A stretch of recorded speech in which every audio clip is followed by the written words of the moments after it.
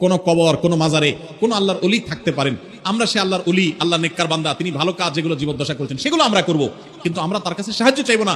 কারণ আল্লাহ নবী সাল্লাল্লাহু আলাইহি ওয়াসাল্লাম তার প্রিয় একজন সাহাবীকে বলেছেন, ইদা সাআলতা ফাসআলিল্লাহ ওয়া ইযা ইসতাআনতা ফাসতাইন বিল্লাহ। তুমি যখন কিছু চাইবা তখন আল্লাহর কাছে চাইবা, যখন সাহায্য প্রার্থনা করবা কার কাছে প্রার্থনা করবা? আল্লাহর কাছে। না মাজারওয়ালার কাছে, না পীর সাহেবের কাছে। কারোর হাতে কোনো ক্ষমতা নাই, সমস্ত ক্ষমতা কার কাছে? আল্লাহর কাছে। নবী সাল্লাল্লাহু আলাইহি ওয়াসাল্লাম নিজেও কার কাছে সাহায্য চাইছেন? ওই কবরওয়ালা যিনি, তিনিও মাজারওয়ালা যিনি, তিনিও কার কাছে সাহায্য চাইতেন?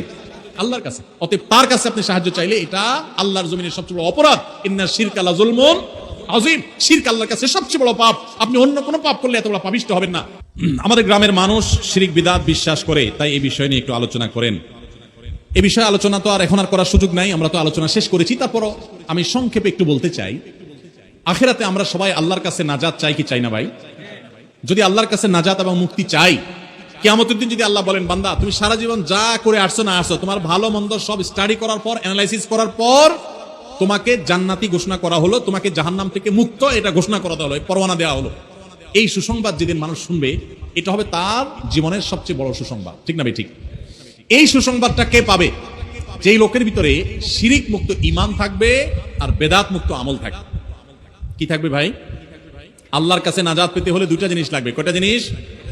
ঈমানটা হইতে হবে শিরিক মুক্ত, ঈমানটা হইতে হবে কি মুক্ত, আর আমলটা হইতে হবে বেদাত মুক্ত। আমলটা হইতে হবে কি মুক্ত? বেদাত মুক্ত। এটাকে উল্টা ভাবে বললে ভাই বলতে পারি, তাওহীদি ঈমান আর সুন্নতি আমল। তাওহীদি ঈমান আর সুন্নতি আমল, এগুলো ইনশাআল্লাহ আখিরাতে আমাদেরকে আল্লাহর কাছে নাজাত পাইয়ে দিবে। আল্লাহ আমাদের সবাইকে এগুলো রক্ষা করার তৌফিক দান। তাওহীদি ঈমান কি জিনিস? যে ঈমানে কোনো শিরিক নেই, যে ঈমানে কোনো কি নাই, আল্লাহর ইবাদত করি, আবার কোনো কবরে গিয়ে সিজদা করি। তাওহীদ হলো না শিরিক হলো? শিরিক শব্দের অর্থই হলো কাউকে পার্টনার সাব্যস্ত করা, কোন শরীক বা পার্টনার বানানো। সিজদা দিয়েছেন আল্লাহকে, আবার যায় কবর আল্লাহকেও দিয়েছেন, তাহলে এই সিজদা আল্লাহরেও দিলেন, তারেও দিলেন, তাহলে আল্লাহর পার্টনার বানাই ফেললেন। যে সিজদার মালিক উনিও। ঠিক না ভাই? ঠিক। দোয়া করলেন যায় আল্লাহর কাছে, আল্লাহ একটা ছেলে দেন, একটা মেয়ে দেন, ব্যবসার উন্নতি দেন, বরকত দেন, এটা দেন, সেটা দেন, দোয়া করলেন। আবার যায় মাজারে যায় বললেন, খাজা বাবা এটা দিয়েন, তাহলে শিরিক করলেন। কি করলেন? শিরিক করলেন। আল্লাহ কোরআনে বলেছেন, লাকাদ উহিয়া ইলাইকা ওয়া ইলাল লাযিনা মিন ক্বাবলিকা লাইন আশরাকতা লা ইয়াহবাতান্না আমালুক ওয়া লা তাকুনান্না মিনাল খাসিরিন। হে রাসূল, আপনি এবং আপনার আগে যত নবী রাসূল এসেছে পৃথিবীতে, সবার প্রতি আল্লাহ তাআলার একটা কমন অর্ডার ছিল, কমন নির্দেশ ছিল। কি সেটা? যদি শিরকে লিপ্ত হন, আল্লাহ তার রাসূলকে বলতেছেন, আপনি যদি শিরকে লিপ্ত হন, লা ইয়াহবাতান্না আমালুক, আপনার আমল বরবাদ হয়ে যাবে, ক্রস চিহ্ন দিয়ে দেওয়া হবে, ক্যান্সেল করে দেওয়া হবে, ডিলিট হয়ে যাবে, কোনো আমল কবুল হবে না। ওয়া লা তাকুনান্না মিনাল খাসিরিন, আপনি ক্ষতিগ্রস্ত হয়ে যাবেন। ভাইরা আমার, একবার শিরকে লিপ্ত হলে জীবনের সমস্ত আমল বরবাদ হয়ে যাবে। এই জন্য শিরক থেকে বেঁচে থাকবো তো ইনশাআল্লাহ। আমাদের সমস্ত লাভ এবং ক্ষতির মালিককে কোন কবর, কোন মাজারে কোন আল্লাহর ওলি থাকতে পারেন। আমরা সে আল্লাহর ওলি, আল্লাহ নেককার বান্দা, তিনি ভালো কাজ যেগুলো জীবদ্দশা করেছেন সেগুলো আমরা করব, কিন্তু আমরা তার কাছে সাহায্য চাইবো না।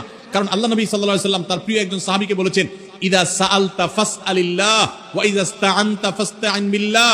তুমি যখন কিছু চাইবা তখন আল্লাহর কাছে চাইবা, যখন সাহায্য প্রার্থনা করবা কার কাছে প্রার্থনা করবা?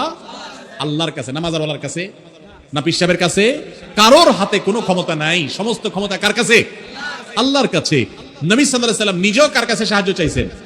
ওই কবরওয়ালা যিনি, তিনিও, মাজারওয়ালা যিনি, তিনিও কার কাছে সাহায্য চাইতেন?